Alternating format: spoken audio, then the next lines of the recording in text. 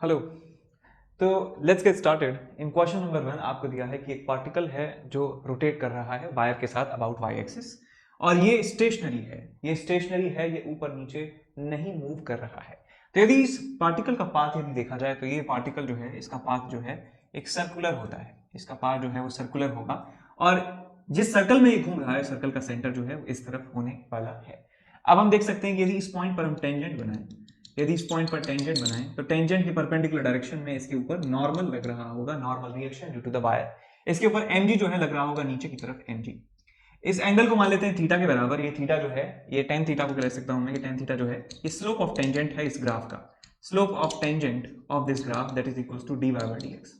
अब ये एंगल यदि थीटा है तो मैं कह सकता हूं कि ये एंगल भी क्या होगा, थीटा के बराबर होगा। और कह सकता हूं ये थीटा तो ये 90 माइनस थीटा, ये एंगल होगा थीटा के बराबर। नॉर्मल के आप दो कंपोनेंट्स कर सकते हैं, n cos थीटा और एक कंपोनेंट होगा n sin theta. Sir normal के क्यों कंपोनेंट किए, mg के कंपोनेंट क्यों नहीं कर पाए? आप कर सकते हैं हम। तो जब भी सर्कुलर मोशन होता है तो एक कंपोनेंट होता है रेडियल डायरेक्शन में, एक होता है perpendicular to the radial direction. तो एक हमने रेडियस के लॉन्ग कंपोनेंट किया है, एक दूसरा जो है परपेंडिकुलर डायरेक्शन में कंपोनेंट किया है। याद रखना, सर्कुलर मोशन हो, कोई ऑब्जेक्ट कर्व पे मूव कर रहा हो, तो हम एक तो टेंजेंट के लॉन्ग और एक नॉर्मल के लॉन्ग कंपोनेंट्स करते हैं फोर्सेस का। अब एक n sin थीटा हो गया, n cos थीटा हो गया। मैं कह सकता हूं कि जो सेंटर की तरफ जो कंपोनेंट है, सेंटर की तरफ जो फोर्स है वो सेंट्रीपिटल फोर्स के बराबर होगा। तो मैं लिख सकता हूं यहां पे n sin theta, n sin theta is equal to, radius देख सकते हैं इसका कितना है, ये a कॉमा b है, तो इसका x कोऑर्डिनेट जो है, इसका x कोऑर्डिनेट जो है वही इसका रेडियस है। रेडियस है इसका x कोऑर्डिनेट के बराबर। तो लिख सकता हूं mass into radius into omega square. Equation number 1 vertical direction में इक्विलिब्रियम की कंडीशन आप लगा दीजिए। n cos theta is equal to mg, n cos theta is equal to mg। Equation number 2, equation number 3 ये रही, इक्वेशन नंबर 3 ये रही। तो आप इसका स्लोप भी निकाल दीजिए, tan थीटा निकाल सकते हैं। इक्वेशन है y is equal to 4cx square, तो dy बाय dx आपको मिल जाएगा। dy bye dx will be equal to 8cx के बराबर। और यदि हम इस पर्टिकुलर पॉइंट पे निकालना चाहें तो x की वैल्यू a रख दीजिए, तो आपको मिल जाएगा यहाँ से at x is equal to a, tan theta की वैल्यू आपको मिल जाएगी, tan theta will be equal to 8ca के बराबर। अब tan थीटा आपको मिल गया, tan थीटा यहां से निकालेंगे, दोनों को आपस में इक्वेट कर देंगे, आपको ओमेगा की वैल्यू मिल जाएगी। Next question number 2। Question number 2 में दिया है कि एक बॉटल है, बॉटल में भरा है पानी, पानी को घुमाया जा रहा है ओमेगा एंगुलर स्पीड से। आपको बताना है कि हाइट कितनी होगी। तो ये मैं आपको याद दिलाना चाहता हूं कि जब भी हम एक कंटेनर में रखे हुए लिक्विड को घुमाते हैं एंगुलर स्पीड ओमेगा से, तो ये जो कर्व बनता है बेटा, ये जो कर्व बनता है, यदि मैं इसको मान लेता हूं ओरिजिन 0,0, इसको मान लेता हूं y एक्सिस, इसको मान लेता हूं x एक्सिस, तो इस कर्व की जो इक्वेशन होती है 2D में, वो होती है y equals to omega square X square divided by 2g। ये कर्व की इक्वेशन बनती है। अब हम चाहते हैं कि इस ये हाइट की वैल्यू हम जानना चाहते हैं। यदि मैं कह देता हूं कि ये डिस्टेंस जो है ये 5 सेंटीमीटर के बराबर होगी, so basically what we want to do that we want to know the value of this coordinate, value of this point, जहां पे x की वैल्यू कितनी है, x की वैल्यू है 5 सेंटीमीटर और y की वैल्यू हमें पता नहीं है, और इस ग्राफ की इक्वेशन पता है मुझे कितनी है। तो इस ग्राफ की इक्वेशन में आप x की वैल्यू 5 पुट कर दीजिए, आपको y की वैल्यू मिल जाएगी। तो आपको मिल जाएगा y is equal to omega square into X की वैल्यू 5 सेंटीमीटर का स्क्वायर डिवाइडेड बाय 2g। तो सॉल्व कर लेंगे, आपको y मिल जाएगा, और वही y जो है आपका h होने वाला है। ठीक, नेक्स्ट इसके बाद फॉर्मूला याद रखें। क्वेश्चन नंबर 3, क्वेश्चन नंबर 3 में दिया है कि स्मूथ वायर है और उसको सर्कल की शेप में दे दिया है, वर्टिकल प्लेन में इसको घुमाया जा रहा है, इसको घुमाया जा रहा है इस तरीके से। इसमें रखा हुआ बीड जो है वो स्टेशनरी रहता है। आपसे पूछा गया है कि ओमेगा स्क्वायर की वैल्यू कितनी होगी। इसमें आप क्या करेंगे कि आप इसका फ्री बॉडी डायग्राम बना लीजिए। ये आपका जो बीड है, जो ये जो बीड है बेटा, ये एक इस सर्कल में घूम रहा है, इस सर्कल में घूम रहा है। इस सर्कल का सेंटर है यहां पर, पूरे रिंग का जो सेंटर है वो यहां पर है, इसको C कह देते हैं, इसको O कह देते हैं। इस ऑब्जेक्ट के ऊपर एक नॉर्मल रिएक्शन लग रहा होगा सेंटर की तरफ, नॉर्मल n, इसके ऊपर लग रहा होगा एक mg नीचे की तरफ। ये एंगल जो है आप थीटा निकाल सकते हैं, ये एंगल थीटा, ये एंगल थीटा होगा, तो ये एंगल भी थीटा हो जाएगा। नॉर्मल के दो कंपोनेंट कर देंगे, एक आ जाएगा n cos थीटा, एक कंपोनेंट आ जाएगा n sin थीटा। तो आप क्या करेंगे, n sin थीटा को बराबर कर देंगे m, ये डिस्टेंस कितनी है, ये जो भी है इसको d कह देते हैं, m d ओमेगा स्क्वायर निकाल सकते हैं, इसको एंगल, इस डिस्टेंस को निकाल सकते हैं बड़ी आसानी से, डेटा आपको दिया हुआ है। और दूसरा आप इनको बैलेंस कर सकते हैं, n cos theta is equal to mg। ध्यान रखें जब भी कोई ऑब्जेक्ट सर्कल में घूमता है तो कंपोनेंट्स रेडियल डायरेक्शन में और उसके परपेंडिकुलर ही किए जाते हैं। नेक्स्ट इसके बाद क्वेश्चन नंबर 4 में आपको एक दिया है कि पार्टिकल जो है यूनिफॉर्म स्पीड से घूम रहा है और यहाँ पे जो सेंट्रल फोर्स है वो nth पावर की प्रोपोर्शनल है r की पावर n।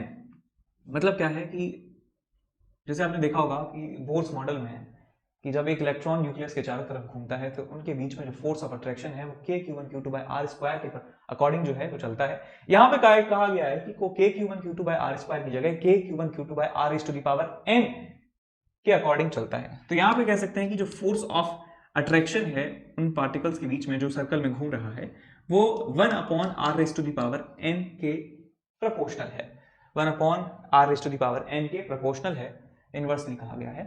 तो मैं इस प्रोपोर्शनलिटी साइन को हटाकर मैं लिख सकता हूं सम कांस्टेंट k/r⁴n और यही फोर्स जो है वो सेंट्रीफ्यूगल फोर्स प्रोवाइड कर रहा है। तो मैं लिख सकता हूं इसको mv² / r।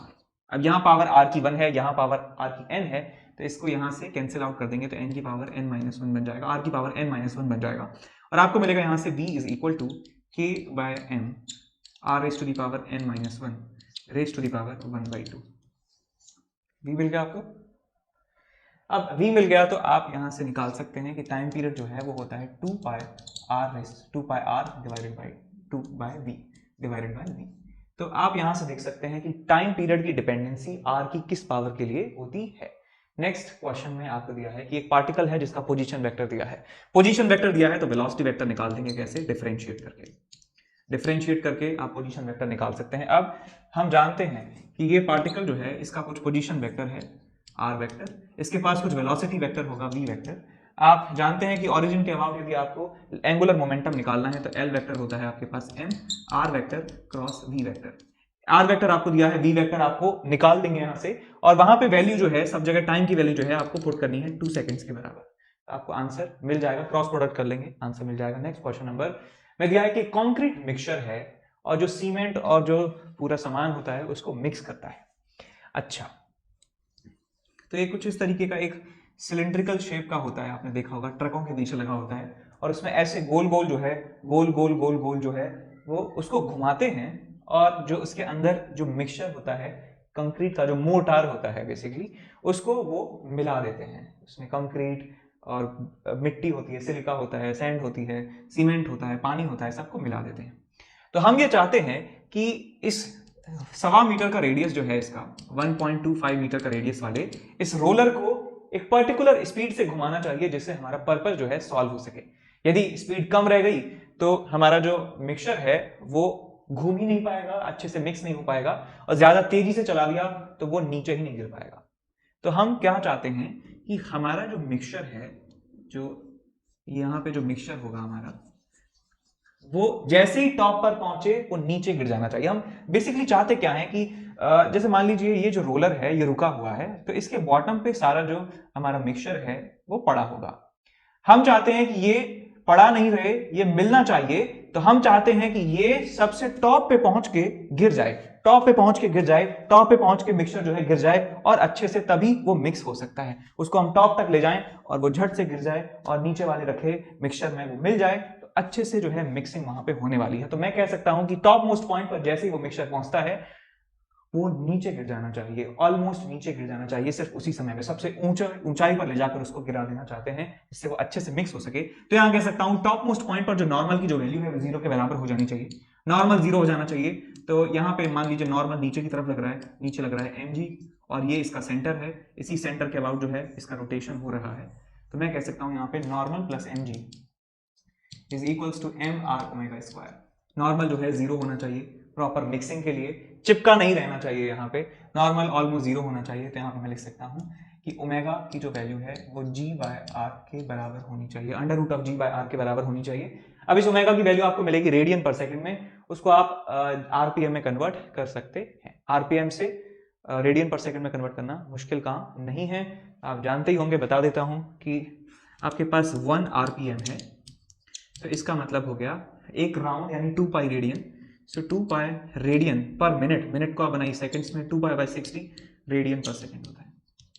ठीक, तो इससे इसमें बदल देंगे 60/2 से मल्टीप्लाई कर देंगे, आंसर मिल जाएगा। नेक्स्ट क्वेश्चन नंबर 7, इसमें आपको दिया है कि एक रेक्टेंगुलर स्लैब है और ये 0.01 सेकेंड का टाइम लगाती है गिरने में टाइम लगाती है 0.01 सेकेंड का, और आपसे पूछा गया है कि जब ये नीचे पहुंच जाएगी तो कितना एंगल ये रोटेट हो चुकी होगी।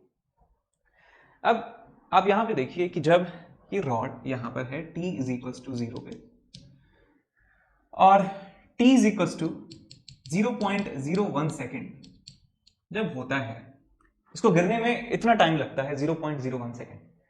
अब यहां पे आप देखिए कि इस समय में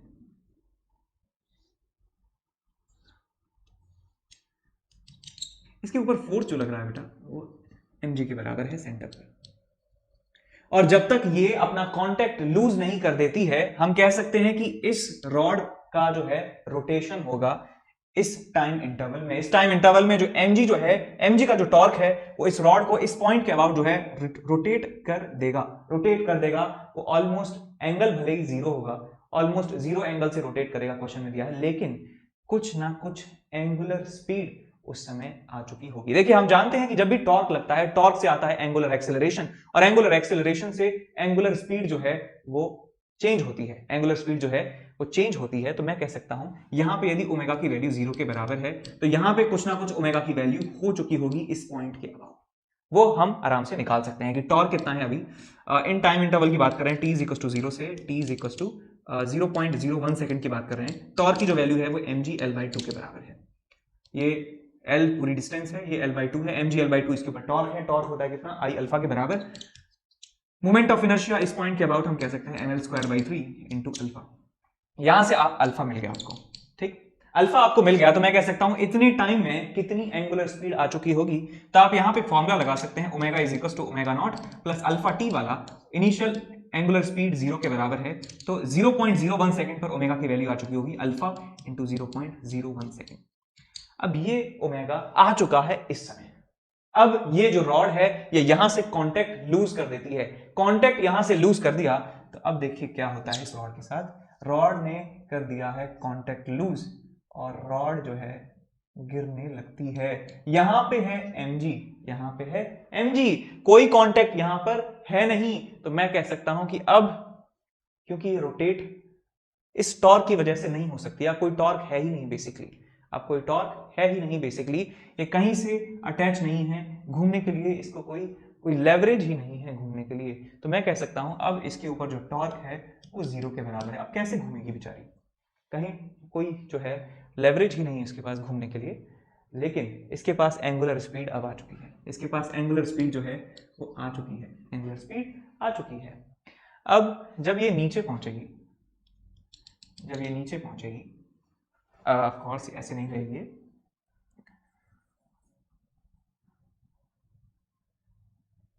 नीचे पहुंचने का मतलब है इसका सेंटर ऑफ मास जो है वो नीचे गिर चुका है। कितना हाइट है, h हाइट के बराबर गिर चुका है।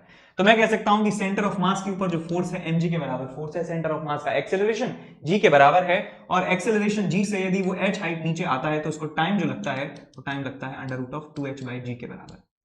तो यह आ जाएगा आपके पास 1 सेकंड का टाइम इसको लग जाएगा ऊपर से नीचे आने में सेंटर ऑफ मास को। और मैं बता सकता हूं कि यदि ओमेगा जो है इसके पास आ चुका है, यहां पे ओमेगा आ चुका था, अब कोई एक्सटर्नल टॉर्क नहीं है, तो ओमेगा की वैल्यू जो है वो कांस्टेंट रहेगी।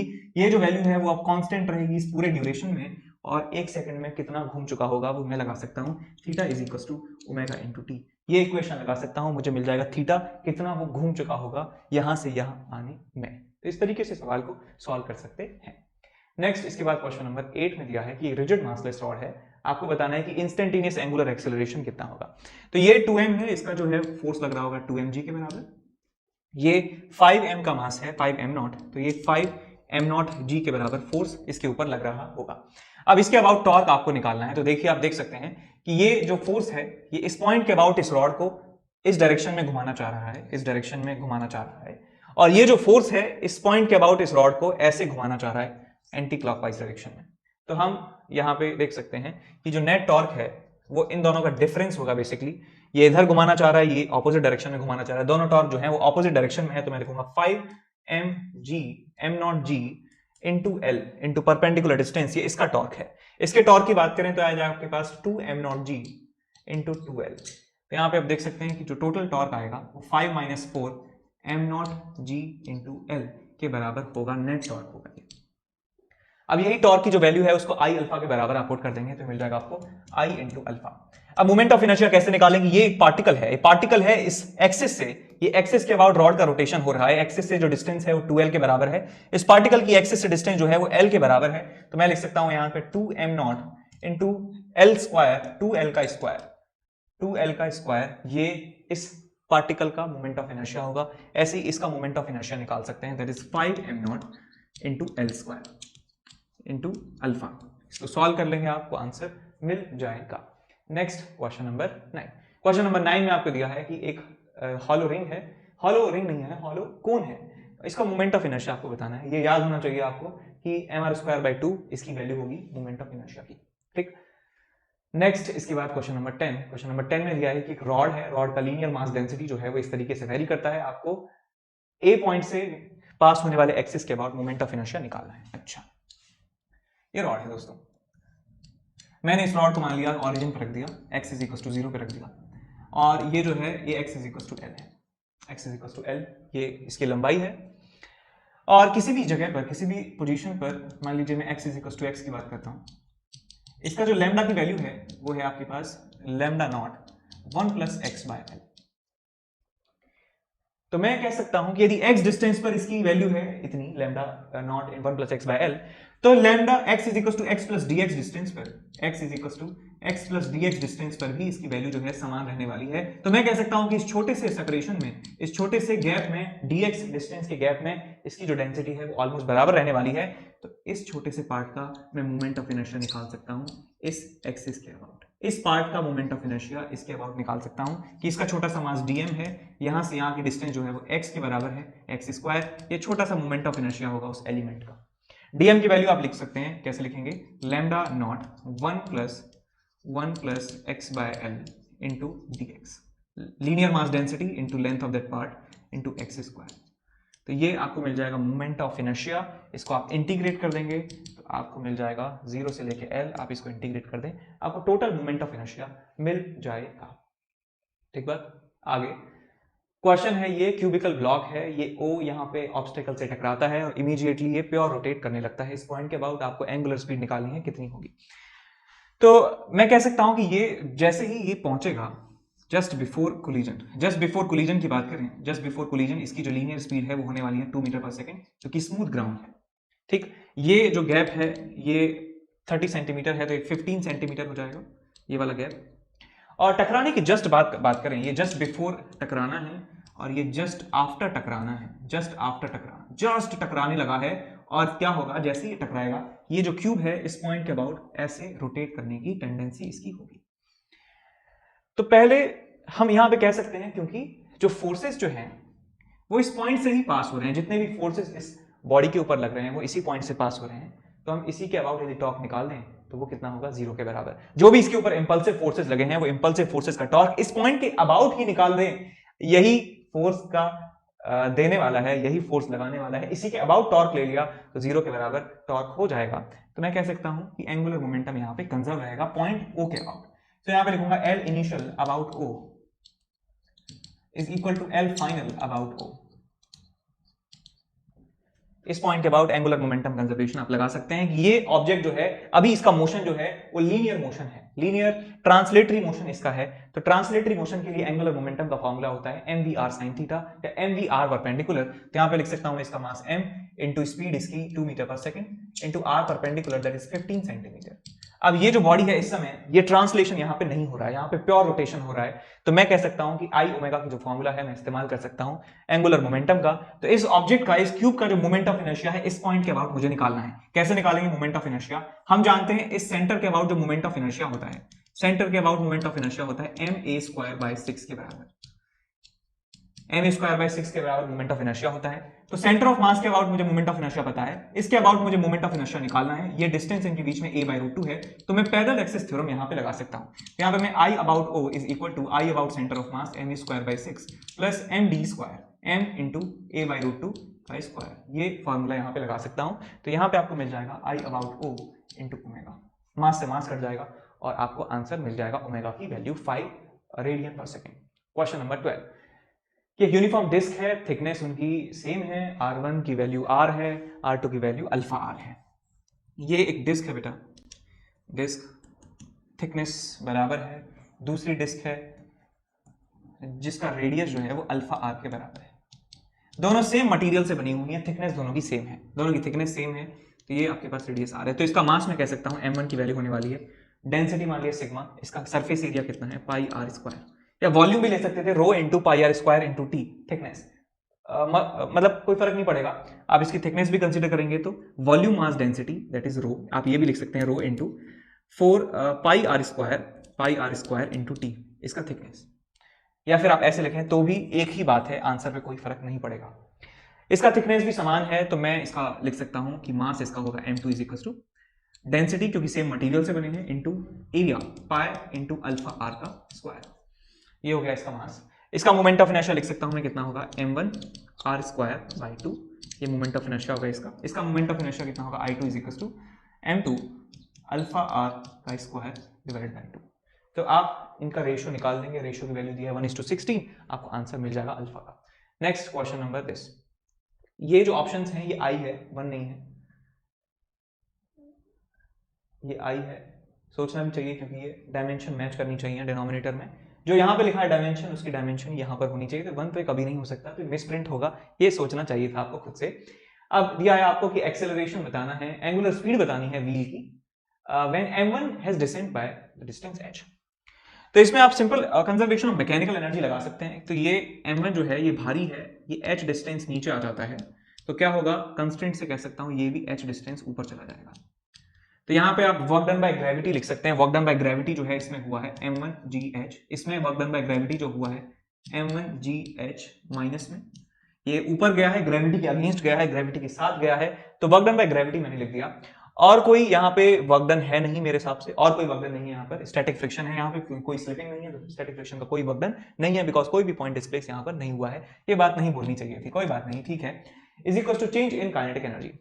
अब जो काइनेटिक पार्ट्स जो हैं, जो मूविंग पार्ट जो है वो कौन कौन से हैं, ये मूविंग पार्ट है, ये मूविंग पार्ट है, ये मूविंग पार्ट है, तो तीनों पहले रेस्ट में थे, अब तीनों चलने लगे हैं, तो मैं तीनों की काइनेटिक एनर्जी लिखूंगा half into m1 v square plus half into m2 v square, दोनों सेम स्पीड से चलेंगे और ये ओमेगा एंगुलर स्पीड से चलेगा, और यहाँ पे v की जो वैल्यू है वो r ओमेगा के बराबर होगी, r is the radius of this pulley, तो यहाँ पे लिखूंगा plus half into i into omega square. ये फाइनल काइनेटिक एनर्जी है, इनिशियल काइनेटिक एनर्जी 0 है, और यहाँ पे v is equal to r omega लगाना ना भूलें। इक्वेशन नंबर 1 काम आपका हो जाएगा इससे। Next question number 14, question number 14 में दिया है कि एक आपके पास डिस्क है और आपको डिस्क है जिसका वेरिएशन जो है वो सिग्मा नॉट बाय आर के तरीके से होता है, आपको निकालना है कि इसका moment of inertia, no no no no, radius of gyration निकालना है। अब रेडियस ऑफ गायरेशन निकालने का फॉर्मूला आपको पता होगा कि यदि हम मोमेंट ऑफ इनर्शिया को m k स्क्वायर के बराबर कर देते हैं, तो यदि तो यहां से क्या आपको निकल जाता है, रेडियस ऑफ गायरेशन का मतलब आपको पता ही होगा, पता है तो मुझे इस कमेंट में लिख के बताइए कि रेडियस ऑफ गायरेशन की डेफिनेशन क्या होती है, यदि आपको याद है तो ये फॉर्मूला होता है रेडियस ऑफ गायरेशन का। रेडियस ऑफ गायरेशन का महत्व आप कमेंट में लिख नहीं जा रहे हैं, अब हमें सॉल्व करना है इसको। तो आप क्या करिए, क्योंकि इसका जो डेंसिटी है, surface charge, surface mass density, वो वेरिएबल है, that is sigma naught by R, तो यानी कि पल पल पल पल पल इसका जो डेंसिटी है वो चेंज होगा, तो हर छोटे छोटे पार्ट का मास जो है वो अलग अलग तरीके से वेरी करेगा। तो मैं एक एलिमेंट लूंगा यहाँ पर, जब भी वेरिएबल आपके पास डेंसिटी है और कुछ कुछ करना है तो मैक्सिमम चांसेस ये हैं कि इंटीग्रेशन वहां पर होगा। तो आप क्या करिए, आर डिस्टेंस पे एक डी आर थिकनेस का आप एक एलिमेंट ले लीजिए। मैंने ये एक एलिमेंट लिया रिंग की शेप में, ये एक मैंने एलिमेंटल रिंग का इस्तेमाल किया। एलिमेंटल रिंग का जो थिकनेस है वो डी आर के बराबर है। अब इस रिंग के लिए मैं मोमेंट ऑफ इनर्शिया लिख सकता हूं, छोटी सी रिंग का छोटा सा moment of inertia D I is equal to इसका मास डीएम इनटू इसका रेडियस कितना है आर स्क्वायर। डीएम की वैल्यू हम लिख सकते हैं, डीएम की value sigma naught by R, ये value of surface mass density है into area of the element, area कितना है इसका 2 पाई आर डी आर हम लिख सकते हैं, 2 पाई आर डी आर, ये हो गया आपके पास छोटा सा mass into R square, integrate यहां पे करेंगे R is equal to A से लेकर R is equal to B, D I आ जाएगा आपके पास। ए से लेके बी तक इसको इंटीग्रेट कर देंगे, आपको आंसर मिल जाएगा। और यहाँ पे शायद आपको ए क्यूब माइनस बी क्यूब का एक्सपेंशन देखने को मिले, तो याद ही होगा आपको। क्वेश्चन नंबर 15 में आपको दिया है कि ये क्या है, ये बॉल है मास का और ये रोटेट नहीं होता है, ठीक है। ये एक डिस्क है, फ्लाई व्हील याद रखना बेटा, जब भी आपको फ्लाई व्हील दिया है क्वेश्चन में तो जरूरी नहीं है हर बार इतना काइंड हो एग्जामिनर, आपको डिस्क बोलेगा, हो सकता है नहीं भी बोले, तो फ्लाई व्हील हमेशा डिस्क का ही दूसरा नाम है, फ्लाई व्हील का मतलब डिस्क। अब कहा गया है कि एंगुलर स्पीड बतानी है कि जब ये एच हाइट नीचे आ जाएगा, फिर से सेम सवाल है कि एच हाइट जब नीचे आएगा तो वर्क डन बाय ग्रेविटी हुआ होगा mgh के बराबर, स्मॉल mgh के बराबर, ठीक, और कोई वर्क डन नहीं है, is equal to change in kinetic energy. अब यहाँ पे जो काइनेटिक पार्ट्स हैं, जो मूविंग पार्ट्स हैं, उनकी आप गिनती करिए। एक मूविंग पार्ट ये है, दूसरा मूविंग पार्ट ये है, ये रोटेट होता है, ये नीचे गिरता है, ये रोटेट नहीं होता है।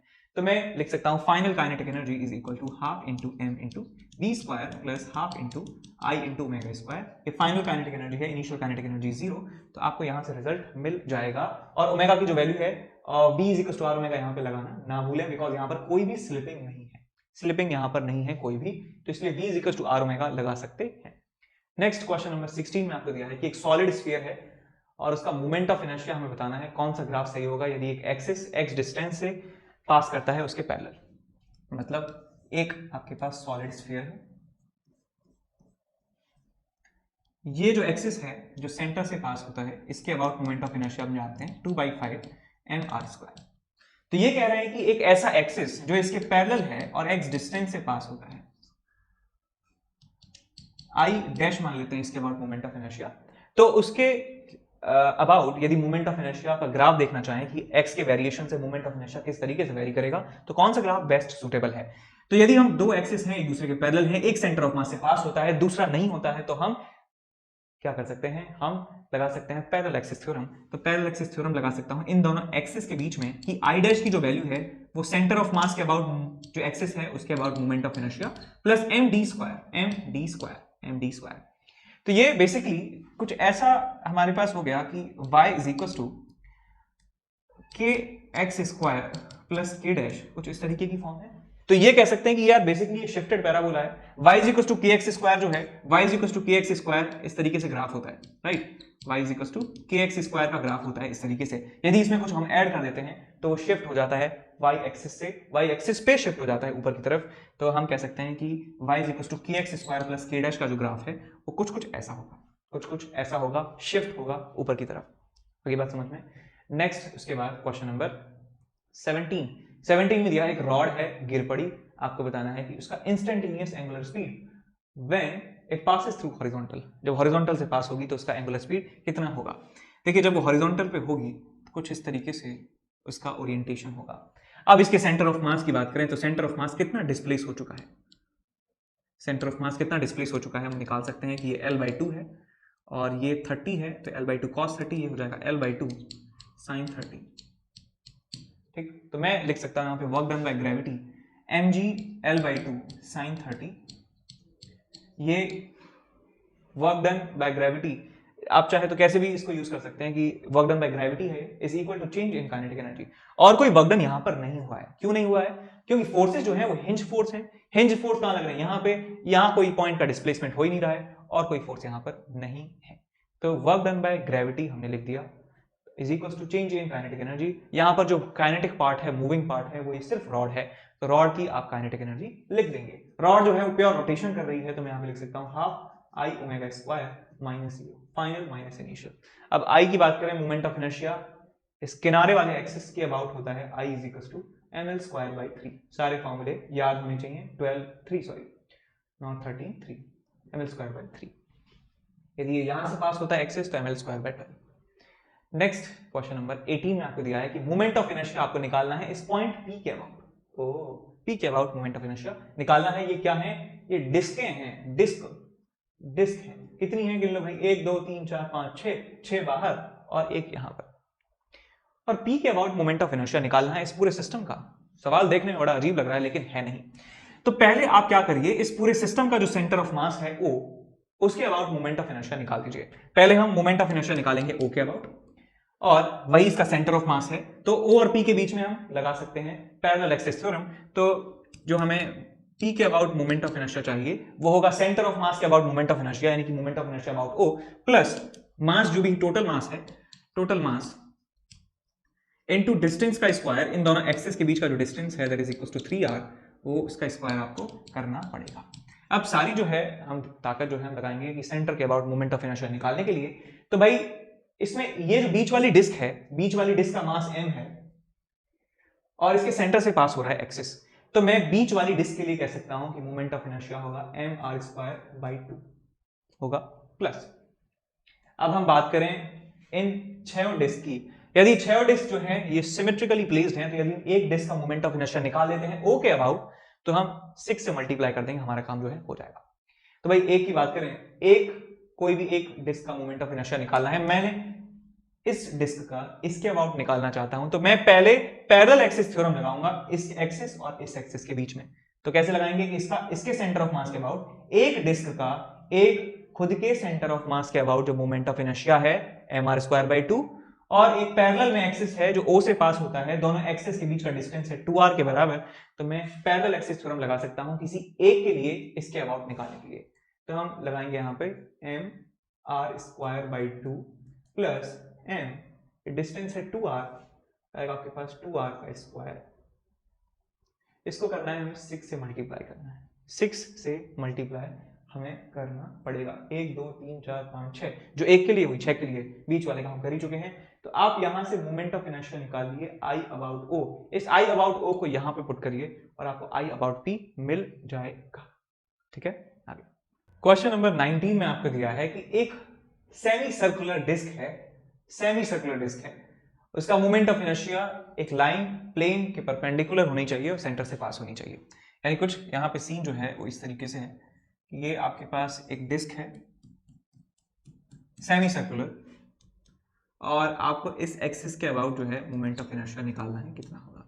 अब आपको ये याद होना चाहिए कि डिस्क चाहे आधी हो, चाहे डिस्क पूरी हो, चाहे कोई एक सेक्टर यहां पे इस्तेमाल किया गया हो, यदि इसका मास टोटल m है और इसका रेडियस यदि r के बराबर है, तो मोमेंट ऑफ इनर्शिया वही होगा जो कंप्लीट डिस्क का होता है mr²/2।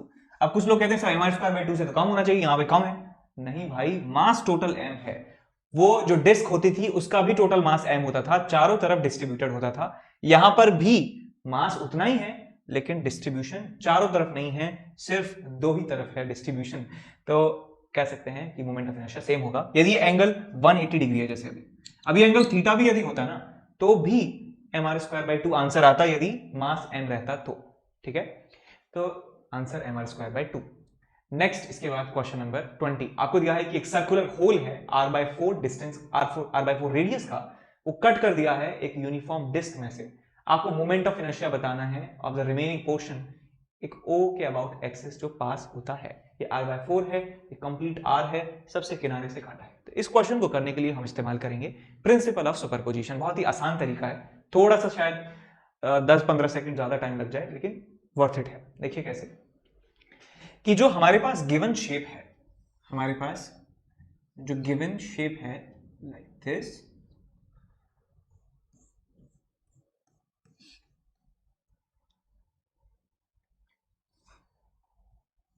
ये है सब। ठीक है, मैंने मान लिया कि इसका मोमेंट ऑफ इनर्शिया I1 के बराबर है जो हमें निकालना है, राइट। अब यदि इस शेप में कमी क्या है, इस शेप में कमी क्या है, ये शेप डिस्क क्यों नहीं है, क्योंकि ये वाला पार्ट जो है हमने निकाल लिया है। तो अब क्या करिए, यदि इस शेप में हम ये वाला पार्ट जो कम है वही जोड़ दें, वही जोड़ दें, ये जोड़ दें इसको,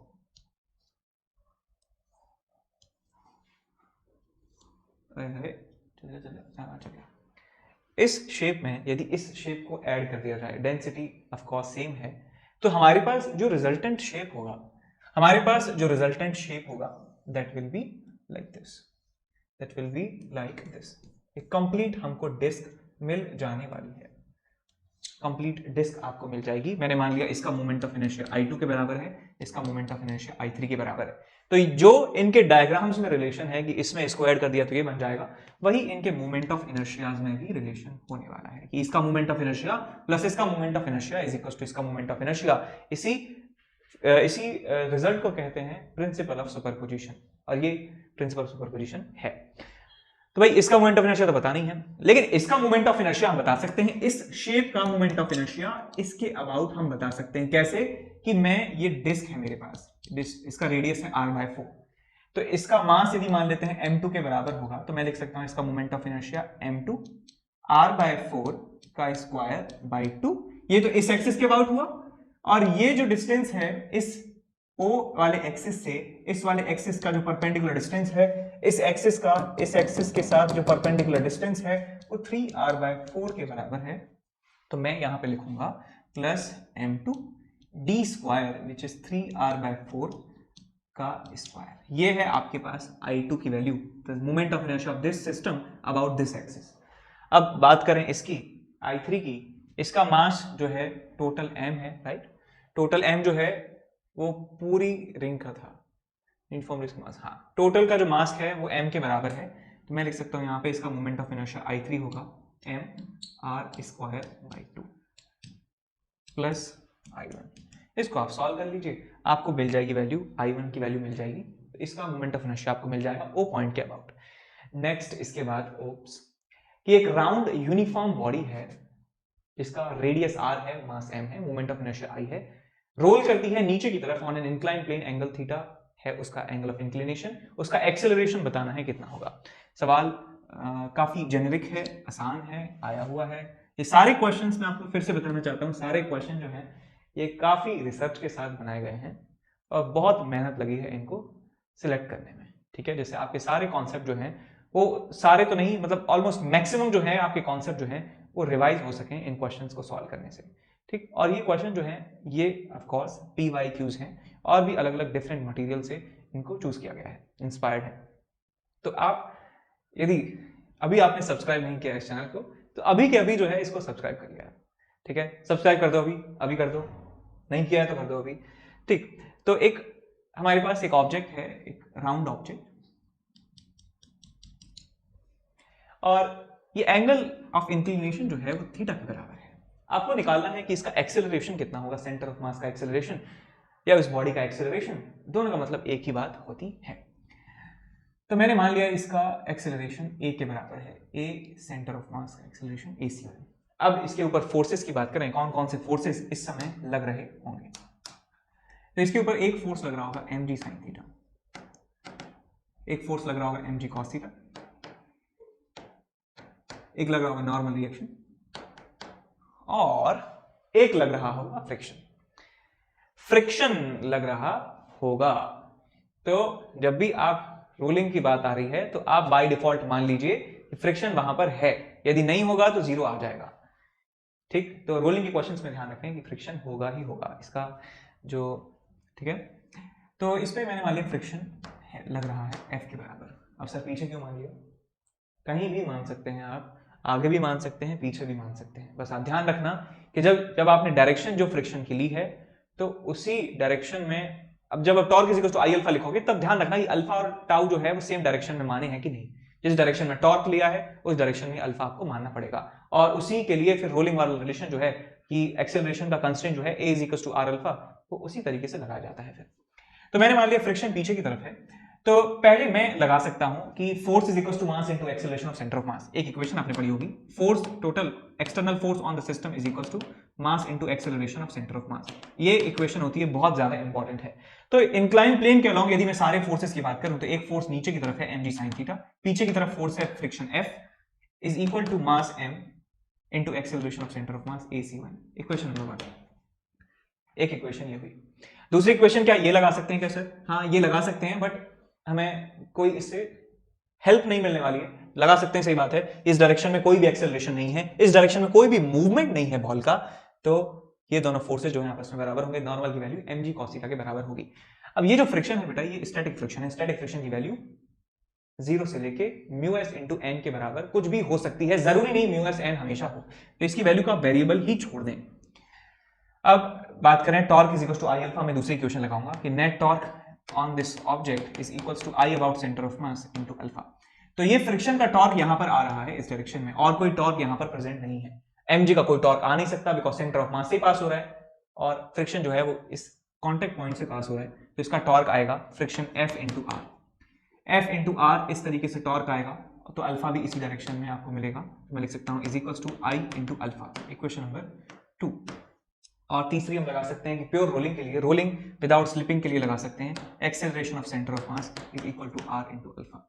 ये जो बॉडी है इसका एक्सेलरेशन जो है इधर है और अल्फा जो है इधर है, अल्फा इधर है। तो कांटेक्ट पॉइंट की बात करेंगे, कांटेक्ट पॉइंट में ACM इधर होगा, आर अल्फा जो है इधर होगा। ये कांटेक्ट पॉइंट का एक्सेलरेशन 0 होना चाहिए, तो इसलिए ACM की वैल्यू आर अल्फा के बराबर होनी चाहिए। ये 3 इक्वेशंस आपने इस्तेमाल कर दी और इनको सॉल्व कर लेंगे, आपको मिल जाएगा एक्सेलरेशन, और जो आंसर होगा वो आप डायरेक्ट याद भी रख सकते हैं। Next question number 22।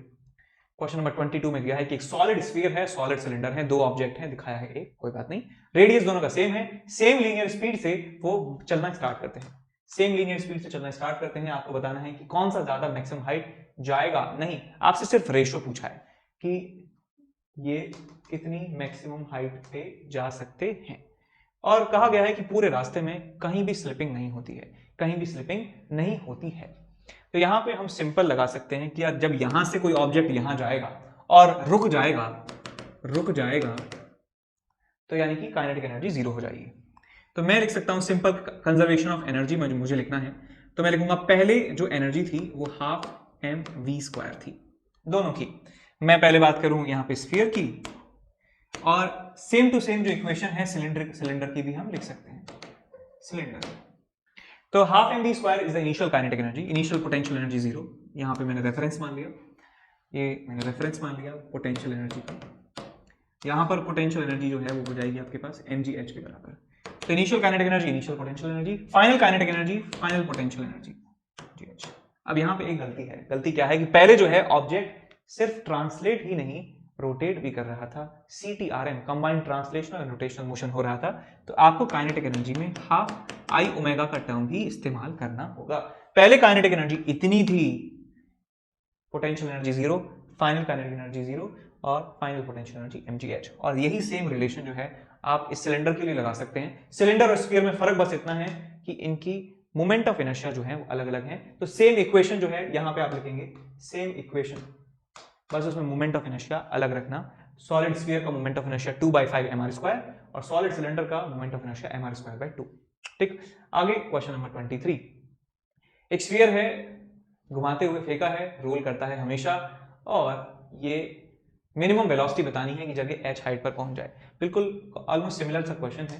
तो पहले इसकी काइनेटिक एनर्जी है ½ mv² प्लस ½ × I × ω²। ω² को लिख सकते हैं v²/r², क्योंकि प्योर रोलिंग है, हर समय कोई भी स्लिपिंग नहीं है, तो v = r ω हमेशा यहां पर लगेगा। तो initial kinetic energy, initial potential energy is equals to final kinetic energy, final potential energy mgh। Solve कर लेंगे, आंसर मिल जाएगा आपको। Next question number 24। एक होमोजीनियस सॉलिड सिलेंडर है जो क्रिकेट में इस्तेमाल करते हैं। तो क्रिकेट में एक रोलर इस्तेमाल करते हैं पिच को यूनिफॉर्म बनाने के लिए। तो वो कुछ ऐसा होता है, साइड से यदि हम देखें तो उसको सेंटर में यहाँ पे हिंजेस होते हैं, सेंटर से पकड़ के उसको खींचा जाता है। तो मैं सेंटर ऑफ मास पे फोर्स दिखा सकता हूँ, F के बराबर फोर्स लग रहा होगा, और कहा जाता है कि ये रोल करता है बिना स्लिपिंग के। तो मैंने मान लिया कि इसमें कौन कौन से फोर्सेस लग रहे होंगे। तो एक फ्रिक्शन आपको मानना ही है, फ्रिक्शन मान लीजिए पीछे की तरफ है, एक फोर्स आगे की तरफ है, एक ऊपर नॉर्मल, नीचे mg, उनकी जरूरत नहीं पड़ेगी। और मैंने मान लिया इसका सेंटर ऑफ मास का एक्सेलरेशन आगे है और इसका जो एंगुलर एक्सेलरेशन है वो अल्फा इस तरफ है। यहां पे आप एक इक्वेशन लगाएंगे, force is equal to mass into acceleration of centre of mass. Force है आगे F, पीछे है F, is equal to mass into centre of mass का एक्सेलरेशन, इक्वेशन नंबर 1। एक लिखेंगे torque is equal to I alpha, torque है इस direction में, फ्रिक्शन का टॉर्क जो है इस तरफ है F into R is equal to I into alpha. अब यहां पे जब ये क्वेश्चन आप लिखें तो आप इस बात का ध्यान रखें कि जिस डायरेक्शन में टॉर्क है क्या उसी डायरेक्शन में अल्फा अज्यूम किया है, कहीं आपने फ्रिक्शन आगे तो नहीं ले लिया। यदि आपने फ्रिक्शन आगे की तरफ मान लिया होता और अल्फा मान लिया होता ऐसे, तो आप ये देखिए क्या कर रहे हैं, फ्रिक्शन का टॉर्क इस तरफ है F into r is equal to I into alpha. ये गलत हो जाता, इसमें ये नहीं लिख सकते, इसमें आपको माइनस का साइन लगाना होगा, माइनस का साइन लगाना होगा एक तरफ, तब जाके ये इक्वेशन सही बैठेगी। ठीक है, तो फ्रिक्शन की डायरेक्शन कहीं भी मान सकते हैं, लेकिन आप जब torque is equal to I alpha लिखें तब ध्यान रखें कि माइनस का साइन तो नहीं आएगा। तो ये मैंने इस डायरेक्शन में माना है फ्रिक्शन, तो टॉर्क और अल्फा एक तरीके से अलाइन है, और मैं इक्वेशन लिख सकता हूं ACM is equal to R alpha, equation number 3। तीनों को सॉल्व कर लेंगे, आंसर आ जाएगा मोमेंट ऑफ इनर्शिया। सही तरीके से आप लिखें, होमोजेनियस सॉलिड सिलेंडर का मोमेंट ऑफ इनर्शिया mr²/2।